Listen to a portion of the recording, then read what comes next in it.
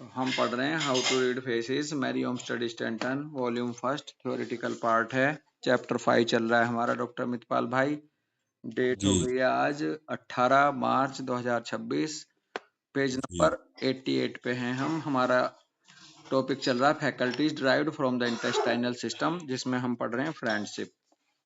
जी इसमें मैरी ओमस्टेड कह रही हैं 188 पेज पे कि there have been masterminds in all ages of the world who have comprehended that the face was intended to disclose the character। समय काल में, हर एक युग में ऐसे मास्टर हम्म भी रहे हैं, मास्टर माइंड भी रहे हैं, जो समझ जाते थे कि चेहरा किस तरह से डिस्क्लोज करता है किसी इंसान के करेक्टर को। But as practical system has been lacking by which to locate and verify the signs of character, intuition has been the main dependence of all observers। परंतु एक हम्म प्रैक्टिकल सिस्टम की कमी थी हम्म जो कि इसको लोकेट करती, वेरीफाई करती साइन ऑफ करेक्टर को, इंट्यूशन को। और कह रहे हम्म हैं हाँ, करेक्टर को इंट्यूशन ही मेन वो थे जिनके ऊपर निर्भर करते थे, इंट्यूशन के रूप में लेते थे इसको, साइंटिफिक तरीके से नहीं वो करते थे, प्रैक्टिकली वेरीफाई। जी The physiognomy of Shakespeare reveals a character possessed of a large degree of this faculty। फिजियोग्नोमी जो शेक्सपियर साहब की थी वो रिवील करती है एक करेक्टर को जो कि लार्ज डिग्री में इस फैकल्टी को शो करता है। हम्म He was by this power enabled to divine, as it were, friendly or unfriendly, honest or dishonest persons by simply coming within their personal atmosphere। और वो जो शेक्सपियर साहब थे, इस पावर के वजह से वो जान जाते थे, एक तरह से वो योग्य हो गए थे, वो सक्षम थे एक डिवाइन की तरह से। Power enabled to divine as it were, उनमें एक डिवाइन पावर थी जो फ्रेंडली और अनफ्रेंडली, ऑनेस्ट और डिसऑनेस्ट पर्सन्स को सिंपली जो उनके नजदीक आते थे, उनके एटमॉस्फेयर में। इसका मतलब यह है कि शेक्सपियर साहब थोड़ा सा बता देते होंगे दोस्त, भाव ये है, लेकिन कोई साइंटिफिक नॉलेज नहीं थी, एक इंट्यूशन सा ही मान लिया जाता था।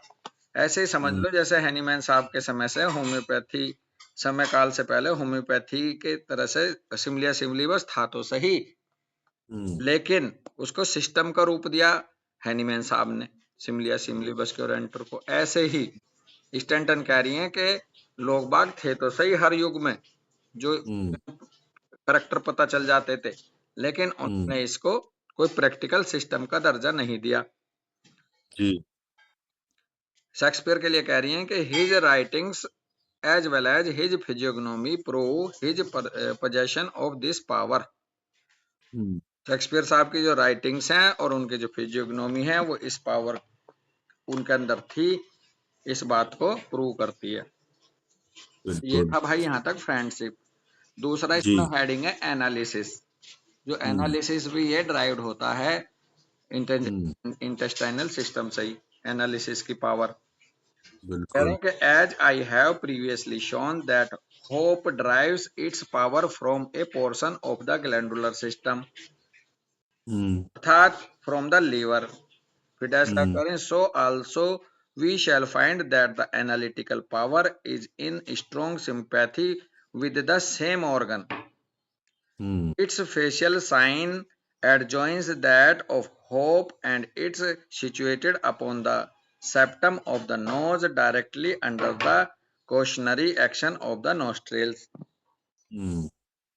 तो कह रही हैं कि फेशियल साइन जो है एनालिसिस का वो जुड़ा होता है दैट ऑफ होप, होप की तरह या होप के साथ, and is situated upon the septum of the nose, और ये सिचुएटेड रहता है नोज के सेप्टम के ऊपर directly under the cautionary action of nostril.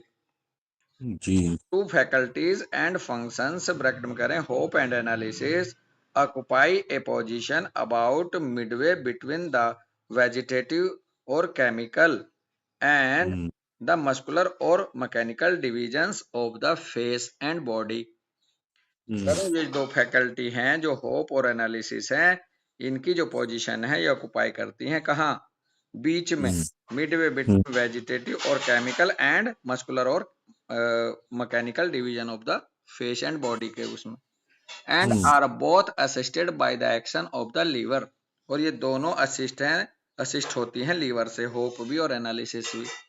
This organ has the power of exerting and excreting and secreting and assists by its clearness of action the so called mental operations so necessary in mechanical, artistic and literary work।